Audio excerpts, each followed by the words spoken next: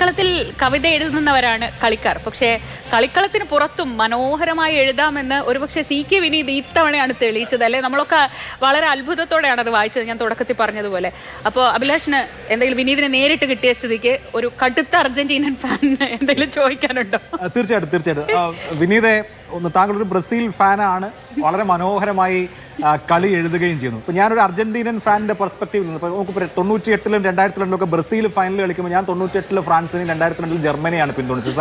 കാരണം അർജന്റീനയുടെ എതിരാളികളാണല്ലോ ബ്രസീൽ. അപ്പോൾ സാധാരണ നിലയിൽ ബ്രസീൽ ഫാൻസ് അർജന്റീനയെ അത്ര ചേർത്ത് നിർത്താറില്ല. പക്ഷേ ഇപ്പോൾ ഈ വേൾഡ് കപ്പിൽ ചരിത്രത്തിൽ ഇല്ലാത്ത വിധത്തിൽ കുറേ ഗൂഢാലോചന തിയറികൾ, കുറേ പ്രൊപ്പഗാൻഡകൾ, ദുഷ്പ്രചരണങ്ങളൊക്കെ അർജന്റീനയ്ക്കെതിരെയും ലയണൽ മെസ്സിക്കെതിരെയൊക്കെ വന്നപ്പോൾ വളരെ ഒരു കളിക്കാരൻ്റെ പക്ഷത്ത് നിന്ന് യുക്തിസഹമായി അത് എഴുതിയ ഒരാളാണ് താങ്കൾ. അത് വളരെ മനോഹരമായി, വളരെ നന്നായിട്ട് താങ്കൾ എഴുതുകയും ചെയ്തു. അപ്പോൾ എന്തുകൊണ്ടാണ് സാധാരണ ബ്രസീൽ ഫാൻസിന് ഉള്ള ഒരു അർജന്റീന വിരോധം താങ്കൾക്കില്ലാത്തത്?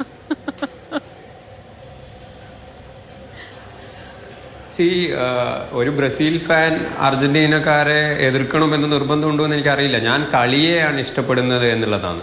അത് എന്താ പറയുക, ആര് നല്ലോണം കളിച്ചാലും അതെനിക്ക് ഇഷ്ടമാണ്. അതിപ്പം ബ്രസീലാണെങ്കിലും അർജന്റീന ആണെങ്കിലും പോർച്ചുഗൽ ആണെങ്കിലും ആര് നല്ലോണം കളിച്ചാലും അതെനിക്ക് ഇഷ്ടമാണ്. അതിലിപ്പം ആകെ ഒരു പ്രശ്നം വരാൻ പോകുന്നത് അർജന്റീനയും ബ്രസീലും ഒരുമിച്ച് വരുമ്പോൾ ചിലപ്പോൾ ഞാൻ ബ്രസീലിനെ ആയിരിക്കും സപ്പോർട്ട് ചെയ്യുക എന്നുള്ളത് മാറ്റി നിർത്തിയാൽ ബാക്കി ആര് കളിച്ചാലും നല്ല കളിയെ ഞാൻ സപ്പോർട്ട് ചെയ്യും എന്നുള്ളതാണ്.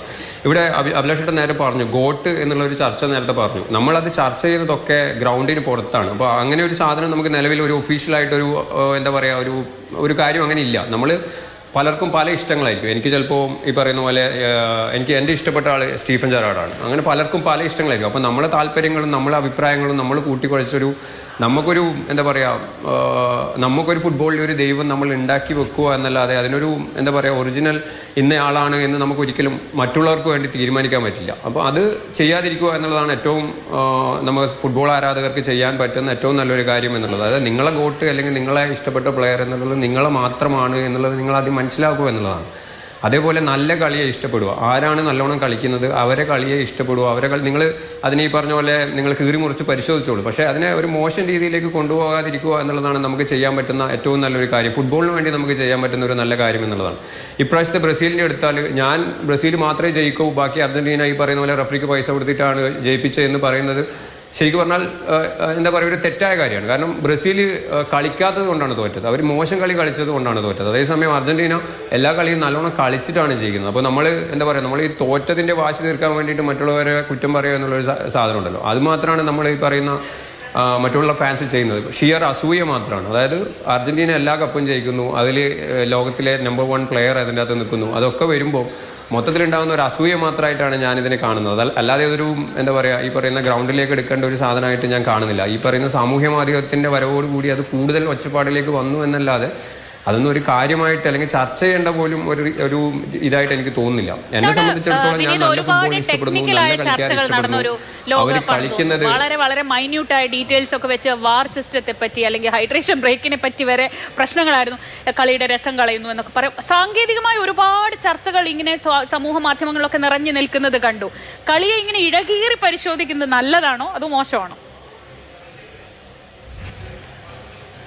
അത് നിങ്ങളുടെ ഇഷ്ടമാണ്. അതിപ്പോൾ നമ്മളിപ്പം പുറത്ത് ചർച്ച ചെയ്യുന്ന ചില കാര്യങ്ങൾ നല്ലതാവാം, ചില കാര്യങ്ങൾ മോശമാവാം എന്നുള്ളതാണ്. അത് സത്യം പറഞ്ഞാൽ ഇപ്പോൾ നിലവിൽ കളിയെ അത് ബാധിക്കുന്നില്ല. ഇപ്പം ഞാനത് നേരത്തെ പറഞ്ഞു വന്നത്, സാമൂഹ്യ മാധ്യമങ്ങളൊക്കെ വന്നതിന് ശേഷം ആർക്കും എപ്പോഴും എന്തും പറയാമെന്നുള്ളൊരു സിറ്റുവേഷനിലേക്ക് കാര്യങ്ങൾ മാറിയല്ലോ. അതിപ്പോൾ ഫുട്ബോളിൻ്റെ കാര്യത്തിൽ മാത്രമല്ലല്ലോ. നമ്മളിപ്പോൾ നോർമലി നമ്മൾ സമൂഹത്തിലെടുത്താൽ എന്താ സംഭവിക്കുന്നത് എന്നുള്ളത് നമുക്ക് വളരെ കൃത്യമായിട്ട് അറിയാം. അപ്പോൾ അത് ഫുട്ബോളിന് മാത്രമല്ല, ഇപ്പം ഈ പറയുന്ന സാമൂഹ്യ മാധ്യമത്തിൻ്റെ വളർച്ച ഫുട്ബോളിലും ഇടപെട്ട് തുടങ്ങി എന്നുള്ളത് മാത്രമാണ് ഈ ചർച്ചകളെ ഞാൻ മനസ്സിലാക്കുന്നത്. അല്ലാതെ അതിനൊരു ഭയങ്കരമായിട്ട് പ്രസക്തി ഉണ്ട് എന്നുള്ളത് എന്ന് എനിക്ക് തോന്നുന്നില്ല.